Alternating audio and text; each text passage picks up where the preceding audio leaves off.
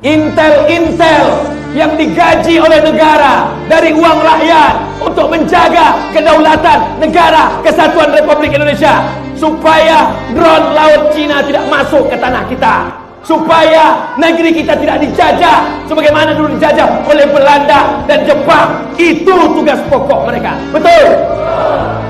Jangan sampai kalian salah pikir, saudara-saudaraku. Kalian bukan musuhku, kalian saudara-saudaraku. Kita sama-sama cinta NKRI ini. Kita sama-sama cinta dengan negara ini. Bedanya jalannya saja yang berbeda. Jadi kalau ada di antara kalian tidak pakai seragam, kalian pakai baju koko, kalian pakai sorban, kalian pakai jenggot, itu tugas kalian.